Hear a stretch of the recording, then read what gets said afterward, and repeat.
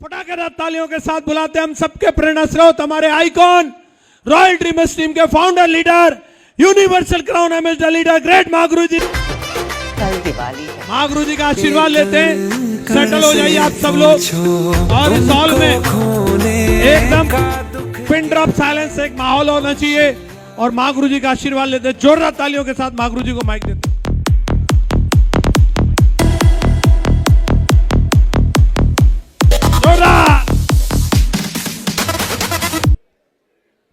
मेरठ की जोश को मैं सैल्यूट करता हूं। आज बहुत अच्छा लगा आप लोगों के बीच में आकर के, जो प्यार जो सम्मान आज आपने मुझे दिया। मैं ऊपर वाले से प्रार्थना करता हूं आप सबके लिए इससे हजारों गुना ज़्यादा प्यार, तालियां और सम्मान आपको मिले। मैं ऊपर वाले से आप सबके लिए प्रार्थना करता हूं। और जिस मकसद से आप यहाँ पर आए हैं, डायमंड की शिप की सोच लेकर के, मैं चाहता हूं डायमंड शिप का जो बीज आज आपके मन में बोया गया है, उसके लिए मैं ऊपर वाले से प्रार्थना करता हूं कि एक दिन आप भी टीकम सिंह राठी जी की तरह इस डायमंड बेल्ट के हकदार बने और इस स्टेज पर आकर के इस सम्मान के हकदार बने। मैं आपके लिए प्रार्थना करता हूं। Thank you. मेरा सौभाग्य है कि मेरठ में मैं इस बिजनेस मीटिंग में, मैं किसी भी बिजनेस मीटिंग में पहली बार मेरठ में आया हूं। सेफ शॉप काम करते हुए सेफ शॉप में मुझे 20 साल हो गए। जो आज बिजनेस आपने देखा, 2003 में मैंने बिजनेस देखा था और 2023 चल रहा है।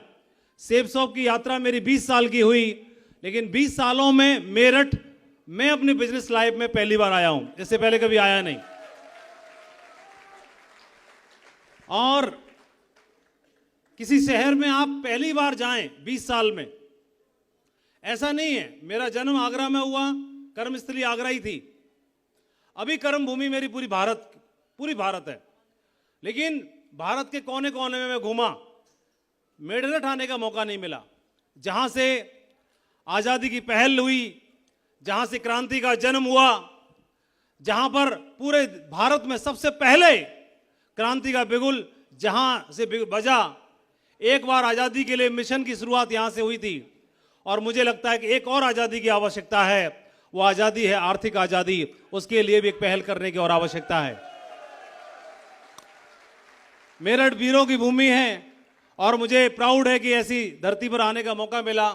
यहाँ पर वो भी डायमंड शिप के जश्न में मेरठ से लगातार डायमंड निकल रहे हैं। एक बहुत बड़ा कारवां मेरठ में है और मुझे लगता है मेरठ का कारवां मेरठ तक नहीं सिमटेगा, एक दिन हिंदुस्तान के कोने कोने में परचम फहराएगा यहाँ की सफलता का। मैं आप सभी सीनियर लीडर्स को, गोल्डन क्लब, ब्लू क्लब और हमारे रेड क्लब के लीडर्स को कंग्रेचुलेट करना चाहता हूं। आज का दिन बहुत दमदार है और मैं आज के हीरो टीकम सिंह राठी जी को भी धन्यवाद देना चाहता हूं और डायमंड क्लब में उनका स्वागत करता हूं कि आज आपने इस शानदार क्लब को क्वालिफाई किया और लोगों को बता दिया। कोई भी कारण, कोई एक कारण आदमी को किसी भी मकाम पर पहुंचाने के लिए काफ़ी है। इन्होंने कोई बहाना नहीं आने दिया बिजी रहने का, उम्र का, अपनी एजुकेशन का, बिजी रहने का, जॉब होने का, किसी भी बहाने को इन्होंने आने नहीं दिया और उस चीज का समाधान ढूंढा, सॉल्यूशन ढूंढा और सॉल्यूशन ढूंढ करके उस मकाम को हासिल किया। टीकम सिंह राठी जी एक ऐसे उदाहरण है हमारे सामने, जिन्होंने आज ढेर सारे लोगों को ये एहसास दिलाया, ये विश्वास दिलाया कि आदमी डिसाइड करे तो कुछ भी हासिल किया जा सकता है। और आज आप और हम इस मंच पर एक दूसरे से बात कर रहे हैं, इस हॉल के नीचे इकट्ठे हुए, तो उसके पीछे एक ही कारण और वो सेफ शॉप। सेफ शॉप नहीं होता तो शायद हम और आप बात नहीं कर रहे होते। ये कहाँ रखा है लैपटॉप, काम नहीं कर पा रहा, थोड़ा ऊपर कर दो।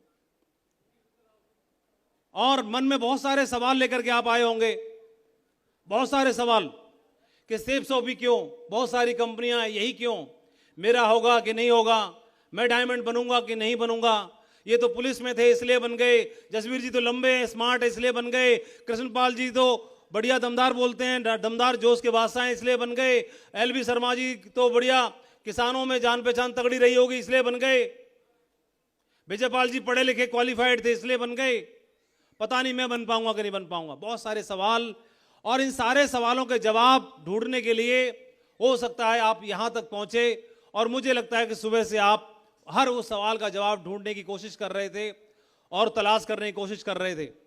ढेर सारे सवालों के जवाब बहुतों को मिले होंगे, कोई बात आपके दिल तक जरूर पहुंची होगी, मुझे पूरा भरोसा है। और एक बात ही आदमी को आगे ले जाने के लिए, किसी भी मकाम तक पहुंचाने के लिए काफी होती है।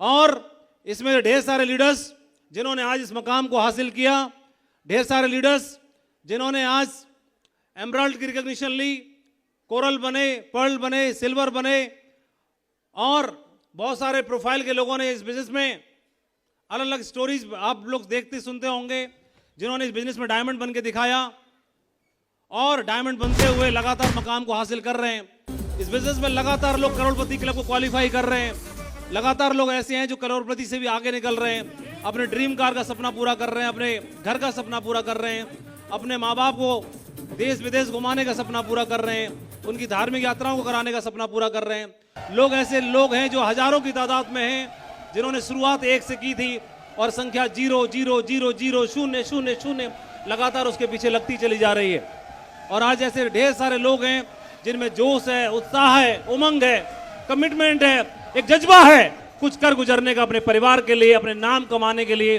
अपने घर को कुछ किसी कहीं पर पहुंचाने के लिए वो जोश है। और उसी भीड़ का हिस्सा, इसी में से निकलने वाले कुछ आप लोग यहाँ पर हैं। और मुझे लगता है कि जो लोग भी आज यहाँ पर हैं, आने वाले 3 से 4 साल के अंदर एक दिन आपका भी नाम कॉल किया जाएगा एज ए डायमंड के रूप में, और वो सक्सेसफुल आदमी के रूप में, जो न बल्कि अपने परिवार के लिए कुछ करके दिखाएगा, उदाहरण बन के दिखाएगा, बल्कि वो उन सारे लोगों के लिए भी जो लोग इंस्पायर होते हैं जिन लोगों को देख करके। ये बहुत सारे आइकॉनिक लीडर्स हैं जिन्होंने इतनी बड़ी सफलता को हासिल करके दिखाया और एक विश्वास दिलाया कि सेब सब क्यों करना चाहिए। एक गांव का निकला हुआ एक किसान आदमी जो गरीब है, ब्राह्मण है, और इस बिजनेस में आकर के एक अमीर ब्राह्मण बन जाता है। हमेशा इतिहास में ऐसी कहानी पढ़ने मिलती है कि एक गरीब ब्राह्मण रहा करता था, एक गरीब ब्राह्मण था, लेकिन लाल बहादुर शर्मा जी ने कहानी बदल दी। अब उनके नाम के आगे गरीब ब्राह्मण नहीं बल्कि एक अमीर ब्राह्मण लगता है। कोई आदमी चाहे तो अपने बैरियर को तोड़ सकता है, ऐसा उन्होंने करके दिखाया। ये राशन का कोटा चलाने वाला एक नॉर्मल पढ़ाई लिखाई करके गांव से निकलने वाला लड़का अगर चाह ले तो कुछ क्या नहीं किया जा सकता है। इस बिजनेस में आपको भरोसा करके दिखाया कि इतने लोग अगर डिसाइड कर लें तो कोई किसी भी मकाम को हासिल किया जा सकता है।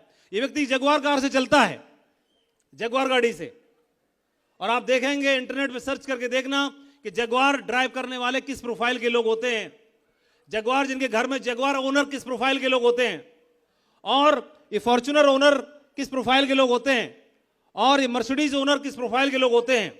जब उस प्रोफाइल को आप चेक करोगे तो आपको प्राउड होगा कि एक दिन वो प्रोफाइल आपका और आपके परिवार का बन सकता है।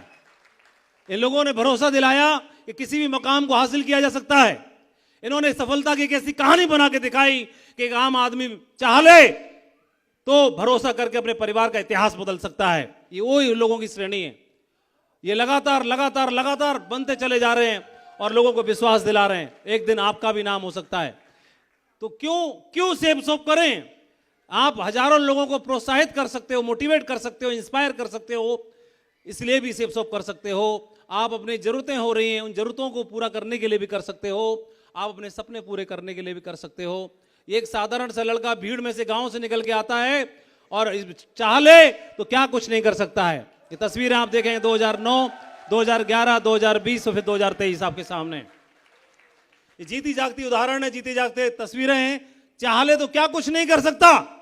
क्या मैं इनका परिचय ये बोलूं, ये दूं कि BMW में चलते हैं? क्या परिचय मैं ये दूं कि आज ये डेली का 1 लाख रुपए कमाते हैं? क्या परिचय मैं ये दूं कि आज 5 स्टार जिंदगी जीते हैं? नहीं, ये परिचय छोटा है, ये परिचय छोटा है।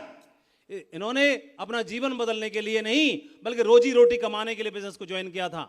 इनका जीवन बदला, बड़ी बात है। लेकिन इससे बड़ी बात क्या है? इस साथी के साथ में जिन लोगों ने कंधे मिलाए उनका जीवन बदला है। ये सबसे बड़ी बात है। तो क्या बात करोगे? प्रोफाइल आप ऐसे चेक कर सकते हो। ये प्रोफाइल है, ये प्रोफाइल है, और ये अभी, लेकिन प्रोफाइल आदमी का क्या फर्क पड़ता है कहां से हो।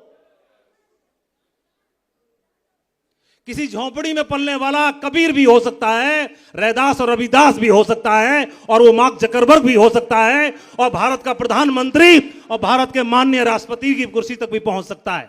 कोई फर्क नहीं पड़ता कौन सी छत के नीचे है और कहां पर है, ये कोई फर्क नहीं पड़ता। और प्रोफाइल ये भी हो सकता है, वो तो टेम्परेरी है। ये प्रोफाइल उनको दिखता है जिनको लगता है कि बड़ी गाड़ी जिसके पास वही बड़ा आदमी, जिसका घर बड़ा वो बड़ा आदमी, जिसकी जमीन बड़ी वो बड़ा आदमी। लेकिन मैं बोलता हूं जिसके सपने बड़े वो बड़ा आदमी, जिसका जिगरा बड़ा वो बड़ा आदमी, जिसका कमिटमेंट बड़ा वो बड़ा आदमी। वो तस्वीर को तो बदल के दिखा सकता है, वो यहां से यहां भी पहुंच सकता है। ये आपने तय करना है। आप बोलोगे भीड़ तो ढेरों की बनती है, आज भी आए ढेर भर के, 3-4 बार में बुलाए गए सिल्वर, इतने सिल्वर बनते हैं, कौन पूछता है सिल्वरों को? आती है भीड़ चली जाती है। लेकिन कोई एक ऐसा इंसान है सिल्वर की बेल्ट पहनने के बाद ईमानदारी, कमिटमेंट, मेहनत, समर्पण, सीख, ललक सब कुछ झोंक देता है, लेकिन बहानों को नहीं आने देता, और वो एक दिन कंपनी के सर्वश्रेष्ठ मकाम यूनिवर्सल क्राउन एम्बेसडर के खिताब को हासिल करता है। क्या फर्क पड़ता है? किसी भी मकाम को आप हासिल कर सकते हो, ये आपने तय करना है। और सेब सब क्यों? मैं एक सवाल पूछता हूं आपसे, और मेरा सौभाग्य है कि मैं दमदार छटे हुए लोगों से पूछ रहा हूं, जो डायमंड बनना चाहते हैं, मैं उनसे पूछ रहा हूं।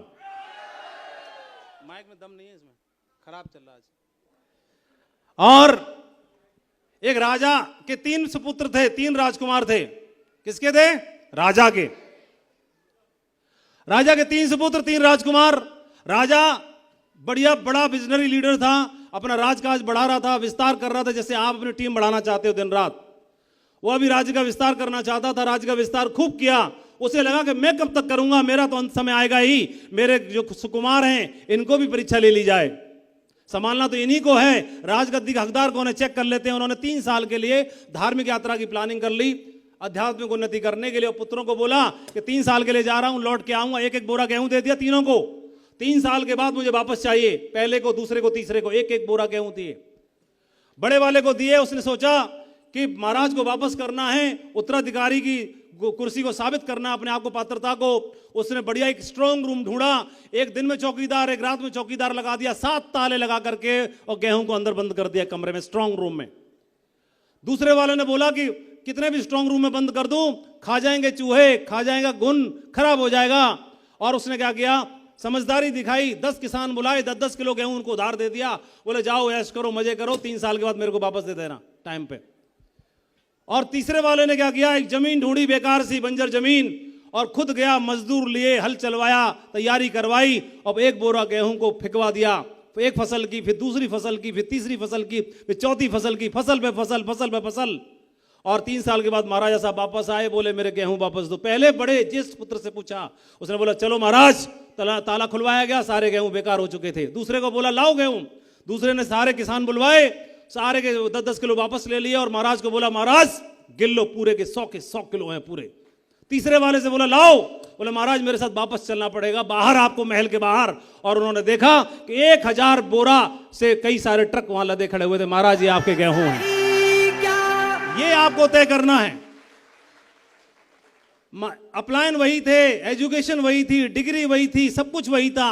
कॉमन सेंस भी आदमी के अंदर होता है, परमात्मा ने सबको दे के भेजा है। कोई भी आता है कुछ भी बोल के चला जाता है, कोई भी आता है कुछ भी बोल के चला जाता है। वह बात जो आपको बोली जाती है, वह बात टीकम सिंह राठी को भी बोली जाती है, जसवीर को भी बोली जाती है, कृष्णपाल को भी बोली जाती है, लाल बहादुर शर्मा को भी बोली जाती है, देवेंद्र राघव को बोली जाती है, लक्ष्मण चौधरी को बोली जाती है, संदीप त्यागी को बोली जाती है, विजयपाल सिंह को बोली जाती है, और वही आपको बोली जाएगी। बोलने के बाद रिएक्ट क्या करते हो? कार्बन ऑक्सीजन जब कार्बन से मिलती है तो कार्बन डाइऑक्साइड बना देती है, लेकिन हाइड्रोजन से मिलती है तो जीवन दायिनी पानी बना देता है। यह आपको तय करना है कि रिएक्शन क्या करते हो आप।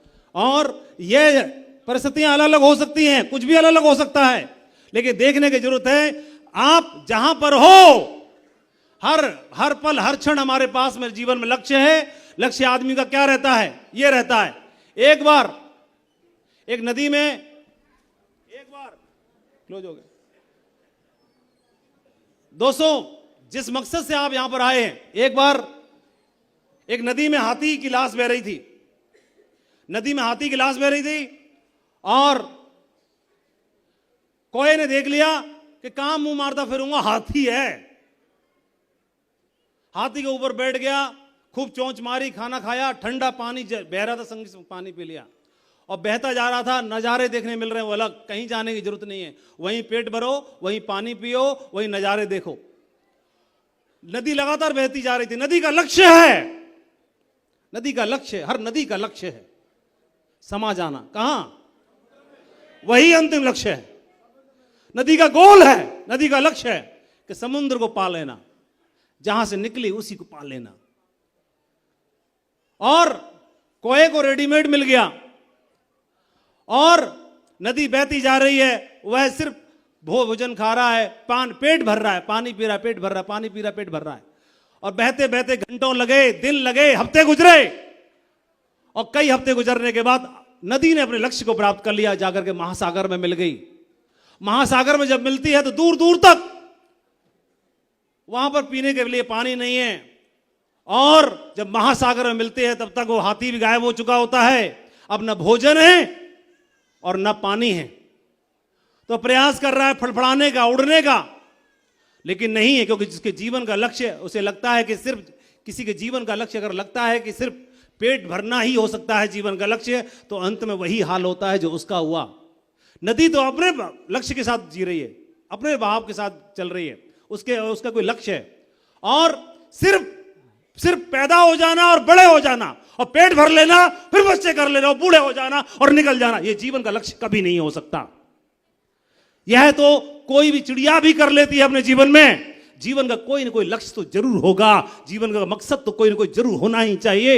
और जो लोग अवेयर हैं, जो जागरूक हैं, अपने जीवन का मकसद ढूंढ लेते हैं, अपने जीवन का मकसद ढूंढ लेते हैं, लक्ष्य को ढूंढ लेते हैं। और लक्ष्य कहां पर है?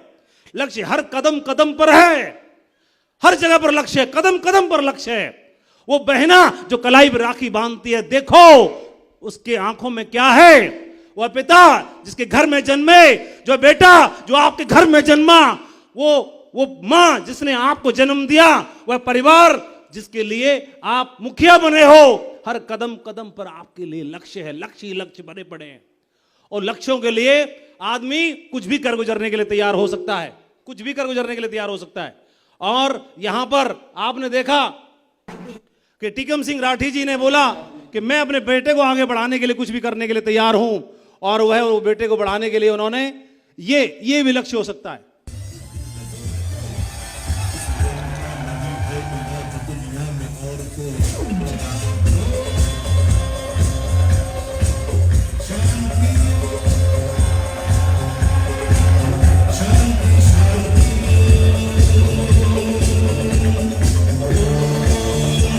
और आप भी ढूंढ के जाएगा आपके जीवन में क्या लक्ष्य हो सकता है। इस क्षेत्र में हर वर्ग के लोगों ने, बुजुर्ग लोगों ने, महिलाओं ने, बच्चियों ने, बहनों ने हर क्षेत्र में सफलता लेकर के दिखाई है। आपने ढेर सारे हमारे यंगस्टर्स को देखा, हर उम्र हर वर्ग के लोगों को देखा। एमराल्ड बन के दिखाया हमारे बीच में एक हमारी सीमा सोनी, कहाँ है? यहाँ है सीमा सोनी, ये देखिए आपके सामने एमराल्ड लेवल पर 2500 की टीम बना के दिखाई है आपके बीच में। ढेर सारी महिलाएं हैं जो हर क्षेत्र में लगातार आगे बढ़ रही हैं और लगातार सफलता को हासिल कर रही हैं। इस बिजनेस को लगातार फैमिली बिजनेस है और बिजनेस में क्या खुशी है। ये डायमंड महिलाएं यहां पर बैठी हैं डायमंड क्लब की, इनको देखेंगे, इनके चेहरे को देखेंगे तो आपको समझ में आ जाएगा कि जीवन में कितना बड़ा परिवर्तन होता है। 360 डिग्री का परिवर्तन हो सकता है। तो मैं आप सबका स्टेज पर आह्वान करना चाहता हूं कि आइए, मंच आपका इंतजार कर रहा है, आइए, इंतजार कर रहा है। हम लोग तो नॉर्मल पढ़े लिखे लोग थे, नॉर्मल एजुकेशन वाले लोग थे। जसवीर पूरी ग्रेजुएशन पूरी नहीं कर पाए, कृष्णपाल कर नहीं पाए, और बाकी पता नहीं किसी ने करी होगी तो नकल से भली करी होगी, ठीक है। क्योंकि मैं तो इनको जानता हूं ना, 5-7 साल से देख रहा हूं, इनको कुछ बोला तो लिखना नहीं आता। तो लेकिन अभी रियल घोड़ों की जरूरत है हमें, और मुझे मालूम है वो उन लोगों से पूरा हॉल भरा पड़ा है। अब आपकी जरूरत है तो चल दे। कितने लोगों के दिल में कुछ कुछ हो रहा है यहाँ पर, यहाँ। अगर यहाँ हो रहा है तो यही की सुनना, इसको हावी मत होने देना। और ये स्टेज, ये मंच एक दिन आपका होगा। आपसे मिलके बहुत अच्छा लगा। ढेर सारा प्यार, ढेर सारी blessing. Thank you very much. Wish you all the best. Go diamond. Thank you, thank you.